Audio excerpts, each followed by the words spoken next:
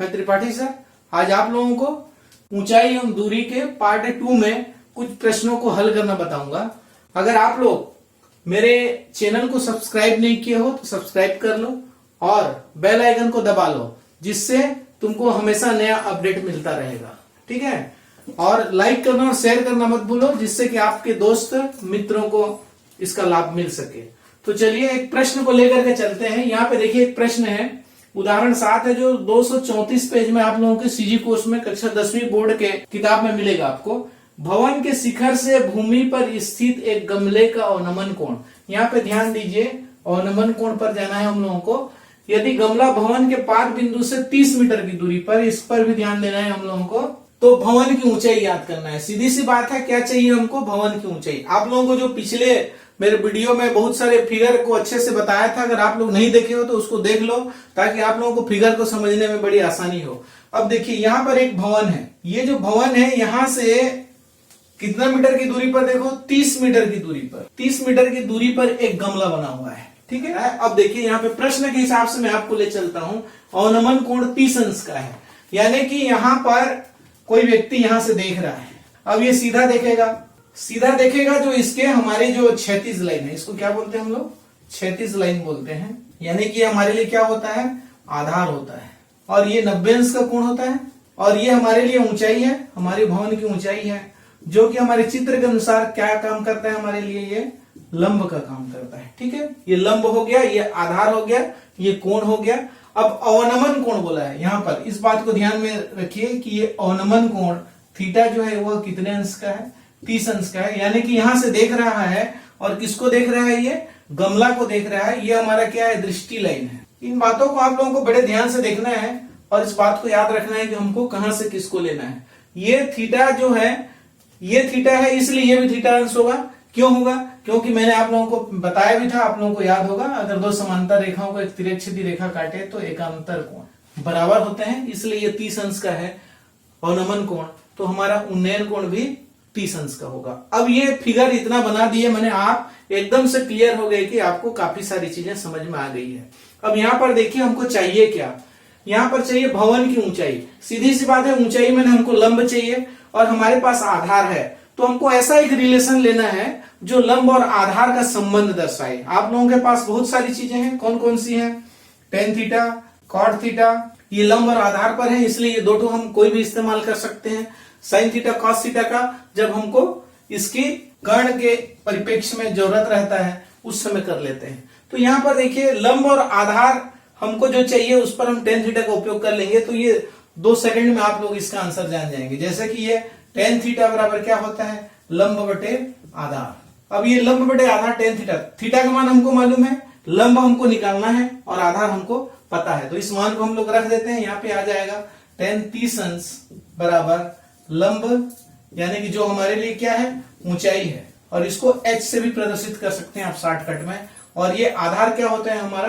कितना मीटर है? 30 metre. Ten 30 अंश का मान आपको ये टेबल याद रखना पड़ेगा। टेन 30 अंश का मान कितना होता है?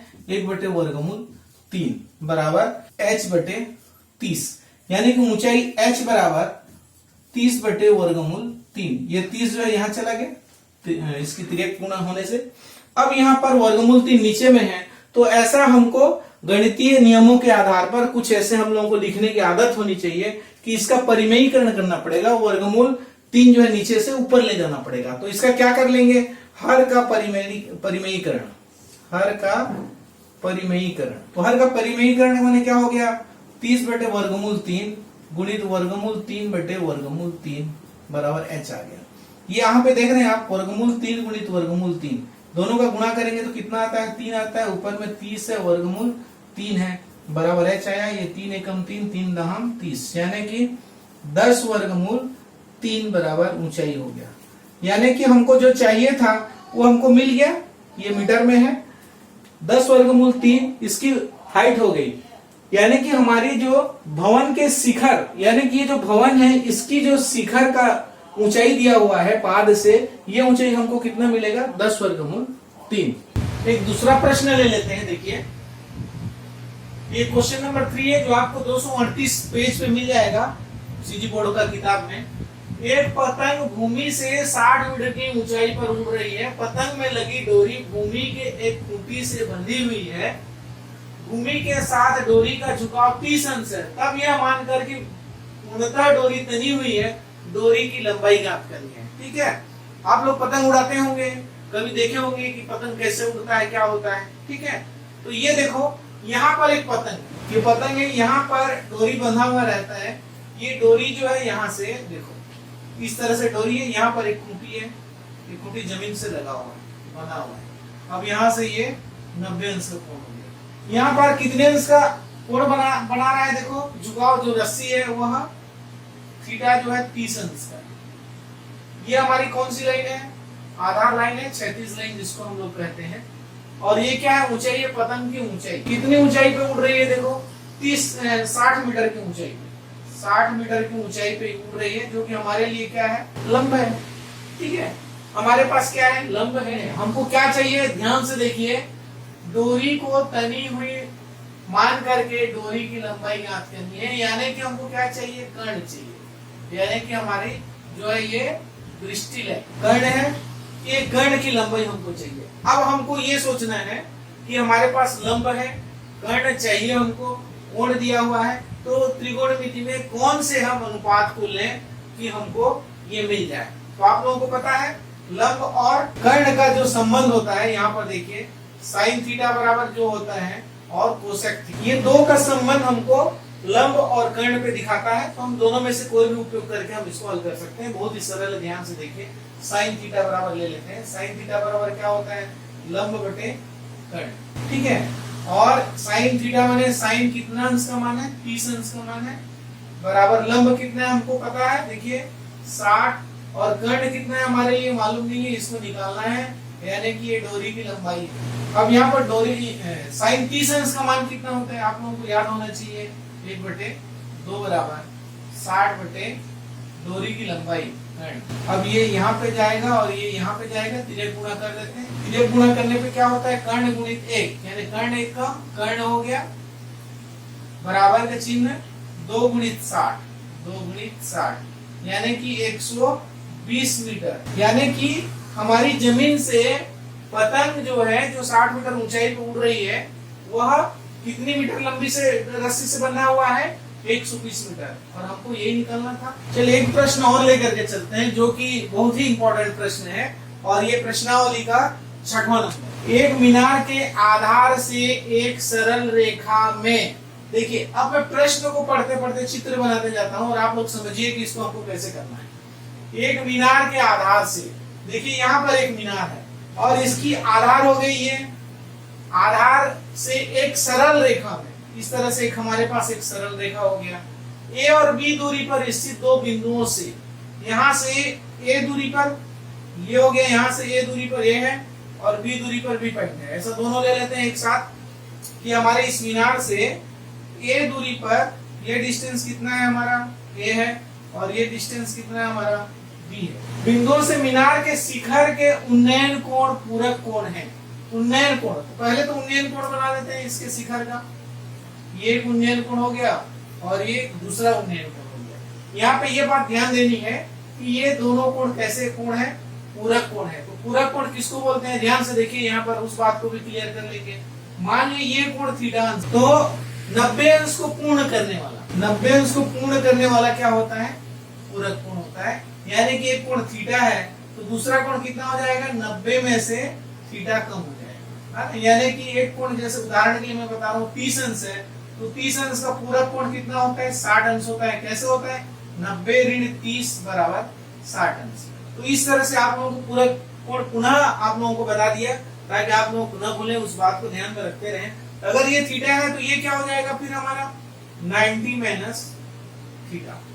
ठीक है, हमको ये दोनों कोण प्राप्त हैं, यहाँ से यहाँ तक की दूरी प्राप्त है, यानी कि हमारी आधार प्राप्त है। हमको इसकी ऊंचाई मालूम नहीं है, ये निकालना है हमको इसकी ऊंचाई।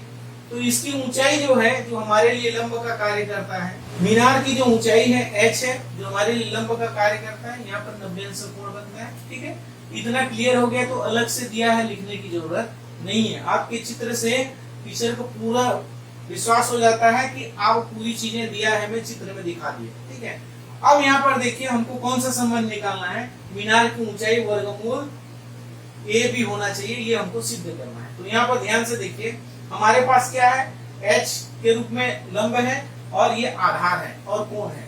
तो लंब और आधार का हम सीधा सीधा ले लेते हैं टेन थीटा। टेन थीटा बराबर क्या हो जाएगा, लंब बटे आधार। लंब कितना है हमारा, देखो यहाँ पर एच है और आधार कितना है, यहां से यहां तक पूरा कितना दिया हुआ है, ए दिया हुआ है। ये हमारा हो गया टेन थीटा बराबर है। इसको एक पहला समीकरण मान लेते हैं। अब क्यों मानते हैं आपको आगे जाकर के क्लियर हो जाएगा। दूसरा स्थिति को देखिए, दूसरा स्थिति क्या है, वही कोण दिया हुआ है, वही ऊंचाई और आधार इसमें बदल गया है, तो इसको भी ले लेते हैं हम tan theta. Ten 90 minus theta लिखना पड़ेगा, यहाँ पे थीटा का मान देखो 90 माइनस थीटा है। ठीक है, बराबर लंब कितना है, एच ही है और यहाँ पर आधार लेकिन क्या हो गया हमारा, बी हो गया। ये हमारा दूसरा समीकरण हो गया। अब आप लोगों को याद दिला दूं कि हम लोग जो पूरक कोण से संबंधित बहुत सारे संबंध पढ़े थे, उसमें क्या था, tan 90 minus theta equal to क्या होता है, cos थीटा होता है। आप लोगों को पता है cos थीटा बराबर h बटे b।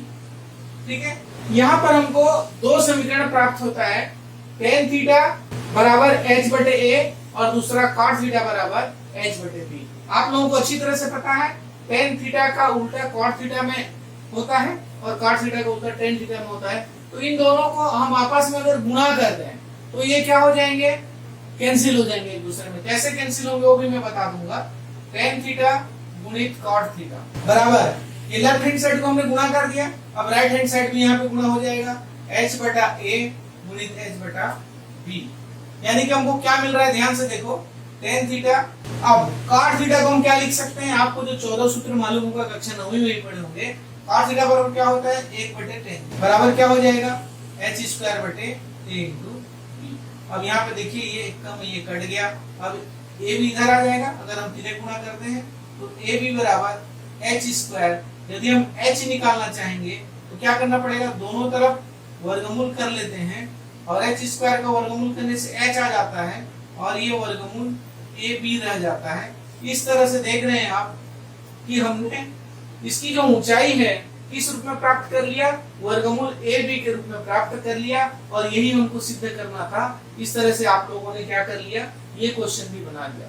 आपको एक महत्वपूर्ण बात मैं बता देता हूं, इसमें क्या है, आप लोगों को जो बोर्ड परीक्षा में लास्ट ईयर आया था अभी गणित में, उदाहरण 3 और उदाहरण 9, उदाहरण 3 और उदाहरण 9 को अगर आप लोगों को देखना है, जो पिछली परीक्षा में आ चुका है और बहुत ही इंपॉर्टेंट क्वेश्चन है, तो आपको मैं लिंक दे देता हूं। आप मेरे YouTube के नीचे में एक लिंक होगा, आप उसमें जाएंगे तो उस वीडियो को भी आप देख लेंगे, तो आपको ये कंप्लीट पूरा प्रश्नावली कंप्लीट हो जाएगा और आपका अच्छे से बाकी जो बचे हुए प्रश्न हैं अच्छे से बनेंगे। और आप लोगों से अगर नहीं बनता है तो आप कमेंट्स कीजिए, मेरे में भेजिए, मैसेज भेजिए, मैं आपको समझा के पूरा बना के बता के